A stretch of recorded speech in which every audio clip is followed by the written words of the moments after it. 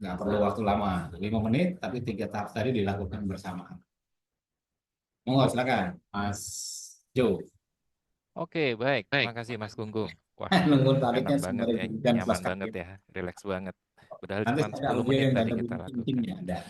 Baik, Cuman Bapak suara. dan Ibu, kita kembali lakukan pengukuran gitu ya. Munculkan kembali perasaan yang tadi sebuah peristiwa gitu. Jangan peristiwa yang berbeda ya. Peristiwa yang sama, coba dimunculkan kembali rasanya. Bagaimana rasanya ketika peristiwa itu terjadi gitu ya. Nah, setelah muncul peristiwanya, sekarang coba ukur lagi. Kira-kira sekarang ada di skala berapa? 1 sampai 10. Ada di angka berapa? Kalau tadi sempat dicatat angkanya ya, tadi mungkin 7. Sekarang coba dicek, apakah sama angkanya 7. Sambil coba cek juga ya sensasi di dalam tubuh. Kalau tadi kerasa kaku, berat di bahu, sekarang coba dicek lagi, apakah berkurang? Atau jangan-jangan sudah hilang? Gitu ya, coba diukur. Gitu ya. Nah, coba saya ingin cek, coba dicek. Kira-kira siapa yang mengalami penurunan dari skala berapa ke berapa? Turun 3 kah? Atau turun 2 kah? Monggo. Ah, Kak Tati merasakan ada kelegaan. Ya, ini Mami dari 6 ke berapa? Ke 5 atau ke berapa tuh Mami? Oh, kedua. Luar biasa turunnya 4. Ya, hanya 10 menit latihan nafas turun 4. Dari 8 ke 7. Ya, ada penurunan. Yang lainnya mungkin? Satu, dua orang lagi. 6 ke 3. Luar biasa. Pak Pardi. Makasih. Dari 6 ke 2. Luar biasa. Ya, penurunannya drastis dari 6 ke 2. Nah, jadi Bapak dan Ibu gitu ya. Jadi olah nafas terbukti gitu ya menurunkan stres. Kita cukup lakukan 10 menit ya tadi 2 putaran 5 menit plus 5 menit. Kita sudah langsung bisa merasakan adanya perbedaan gitu ya. Jadi ini teknik yang sangat mudah bisa dilakukan kapan saja di mana saja tanpa harus mencari tempat khusus gitu ya. Mungkin dari di dalam perjalanan pulang di kantor gitu ya, di dalam angkutan umum atau di Transjakarta gitu ya, bisa lakukan ini ya, tarik nafas, buang nafas, rileks gitu ya, dan langsung relaksasi itu bisa langsung dirasakan seperti itu. Baik, kita sudah hampir di penghujung acara. Sekarang kita membuka sesi tanya jawab. Monggo, dari Bapak dan Ibu, kalau ada pertanyaan, monggo bisa angkat tangan dan buka mic atau mau diketikkan. Monggo silahkan, Bapak dan Ibu. Kesempatannya saya buka dari 3 pertanyaan terlebih dahulu di sesi yang ke-1. Ada yang mau? Saya masih belum melihat tangan yang terangkat. Ada Bapak dari Ibu yang mau bertanya? Belum ada. Ayo gunakan kesempatan. Kita jarang sekali ketemu narasumber dengan Mas Gunggung yang Ya, menurut saya luar biasa ya pengetahuannya. Ada yang angkat tangan, Mas Windu, ya, Pak Windu. yang tadi saya muncul Silakan, monggo, open itu mic. Mami bukan juga, Kanjeng Mami, bukan buka. mengarang juga saya termasuk Silakan, saya, Mas tadi Windu dulu. itu semua jurnal ilmiah semua termasuk progressive muscle relaxation kemudian release tension saat hembus nafas hanya memang saya nggak munculkan aja selainnya tapi itu semua itu diwakili dari jurnal seperti itu. Silakan, Pak Windu, bisa buka mic-nya langsung bertanya. Monggo. Oh, tidak bisa open mic. Oke, pertanyaannya, bagaimana dengan ukuran stres yang tampak di HP? Maksudnya apa tuh, Pak? Ukuran stres yang Oh jadi Ibu maksudnya Ciho, sorry, sorry, sorry. aplikasi Sebentar, saya buka aplikasi mic-nya. Mohon yang maaf, mohon maaf. ukurannya dari itu dari apa namanya dari HP. Ya tentu saja ini berbeda dengan yang PS Haskell tadi, nggak sama.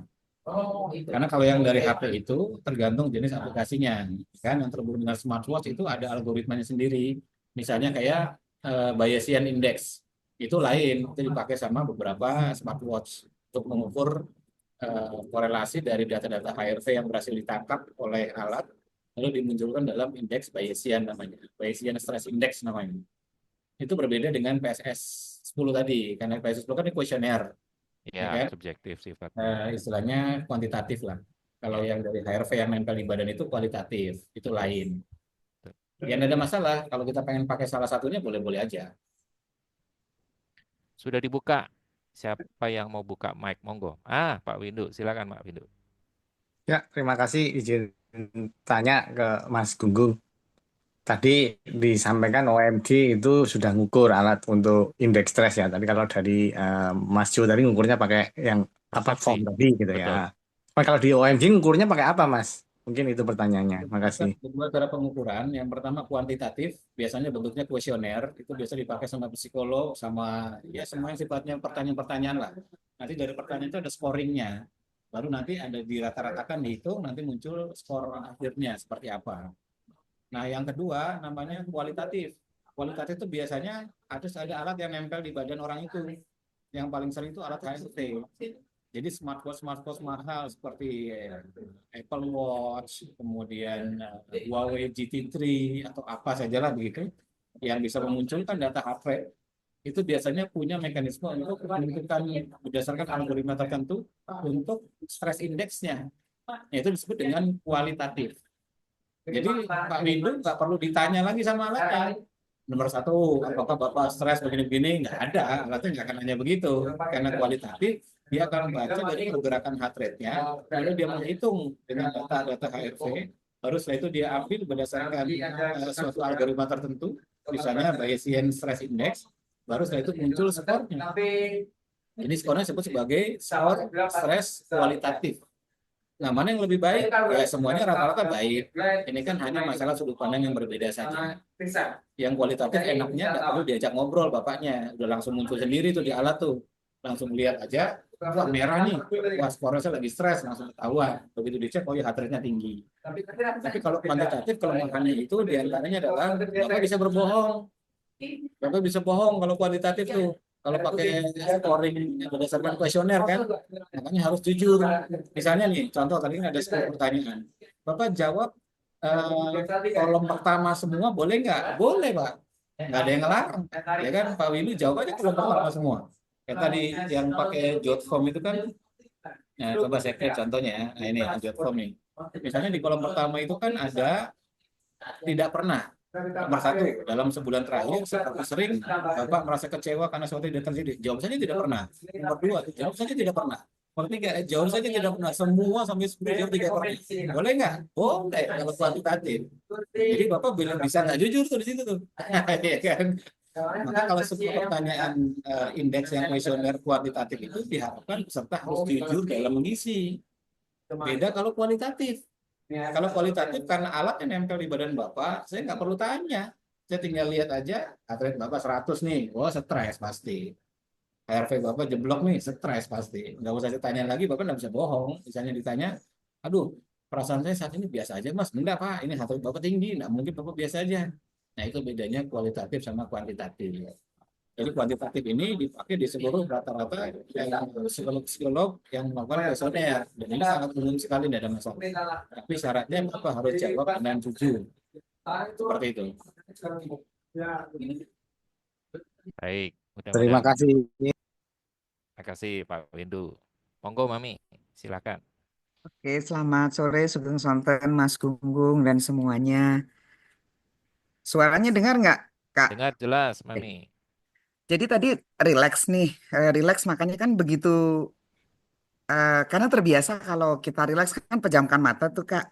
Jeh, Mas Gunggung juga begitu denger tarik itu langsung tek, piar hilang lagi, nggak relax lagi, negangin lagi, kita merileks lagi. Nah, apa namanya solusinya gimana ya? Karena sudah relax nih, begitu denger bunyi tarik, dek, tarik kayak gitu. Itu tadi yang saya rasakan sih, itu pertanyaannya. Jadi biar biar benar-benar bisa bisa rilis dan bisa rileks karena begitu dengar bunyi tarik gitu kan, kak, piar lagi gitu. Itu sih Kak, thank you. Thank you Mami. Langsung aja Mas ya. Silakan, Mas. Ya, jadi memang audio saya itu macam-macam jenisnya. Tadi audio yang kebetulan ada suara saya yang bertenaga dan ada bunyi tingnya. Di YouTube saya nanti Ibu Wina atau Ibu Ayu itu masuk ke YouTube, ketik Mas Gunggung, nanti ada opsi ritme yang narasinya beda. Ada yang bunyi aba-abanya itu adalah tarik napas, buang napas. Ada yang begitu tuh aba-abanya tuh. Ada yang nggak ada suaranya, cuman bunyi ting, ting, nggak ada aba-abanya, tapi detiknya diwakili oleh bunyi ting. Ada yang dikombinasi, tarik napas, ting, buang napas, ting. Nah, ada yang seperti itu. Ada yang suara seperti hembusan suara angin. Jadi begitu suara air di pantai. Jadi begitu dia tarik napas, bunyinya juk, juk, juk, juk, juk, juk. Begitu suara angin. Begitu buang napas, suara air yang turun. Juk, juk, juk, juk, juk, juk, juk. Tarik napas, cukup, cukup, cukup, cukup, cukup, cukup. Buang napas, cukup, cukup, cukup, cukup. Nah, seperti itu tinggal dipilih aja nanti. Disesuaikan aja dengan gimana nyamannya. Yang penting jangan menghitung. Itu aja. Siap, Jih. Jadi ini Matur nuwun hanya Mas Gunggung. salah satu audio saja. Seperti itu. Ya, mungkin bisa di-share link YouTube-nya Mas Boleh, Gunggung, nanti saya share channelnya link saya nanti di di grup. Di share. grup aja biar enak kita nge-save-nya. Ya, jadi itu banyak sekali informasi ya dari yang diberikan Mas Gunggung dan itu sangat berharga gitu ya informasi-informasi yang ada di YouTube channel itu. Jadi silakan Bapak dan Ibu menyimak YouTube channelnya gitu ya, mempelajari satu persatu. Ada banyak sekali informasi di sana. Oke, baik. Berikutnya ada pertanyaan di chat ya.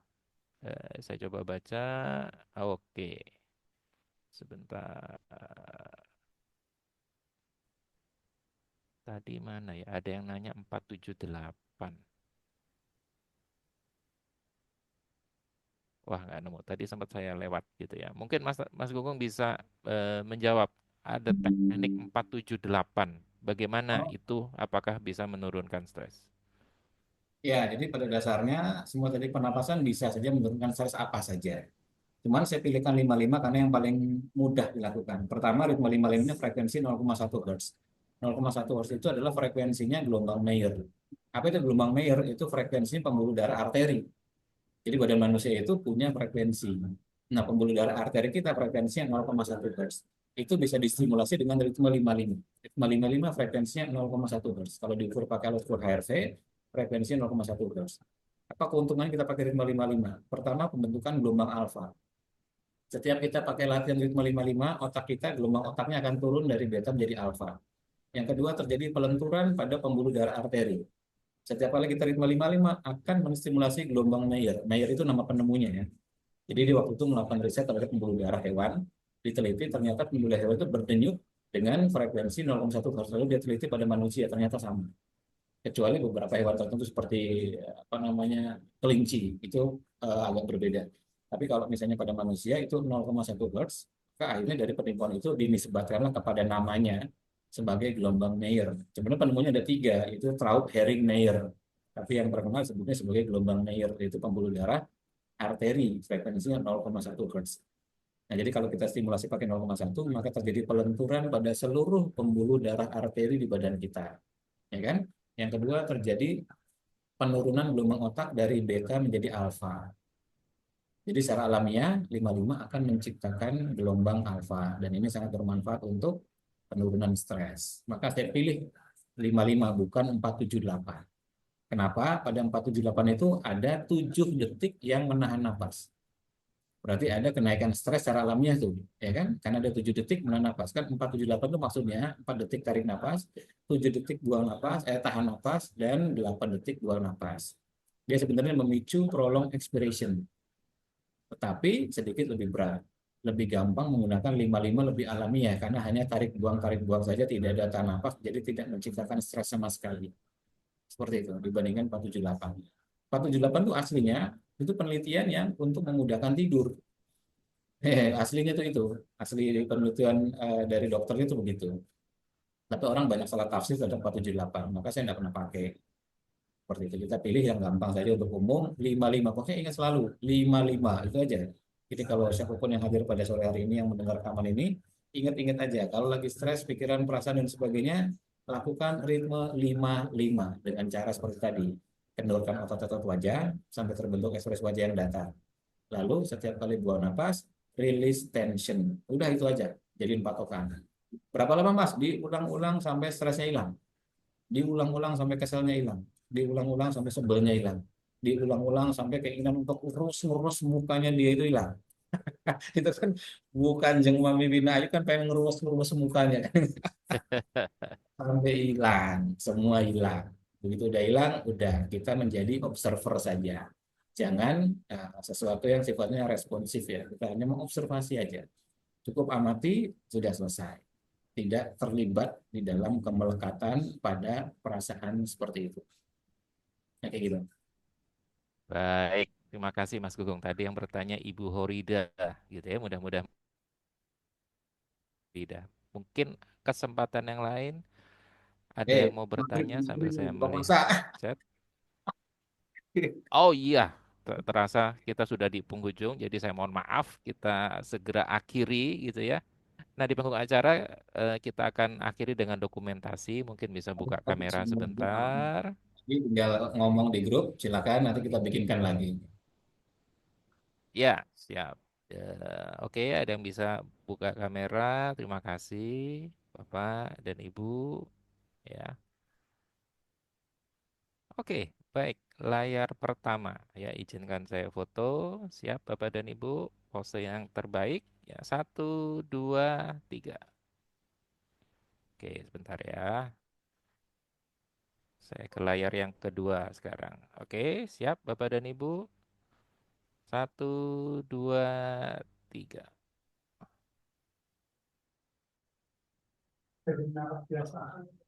Oke, baik. Selesai sudah acara kita pada sore hari ini. Ternyata melebihi dari waktunya ya. Kita tak terasa kita sudah hampir jam 6. Buat rekan-rekan bapak-bapak dan ibu yang akan berbuka puasa mungkin butuh mempersiapkan diri. Kalau begitu, terima kasih sekali lagi untuk kehadirannya. Terima kasih untuk supportnya sehingga acara ini bisa terselenggara dengan baik.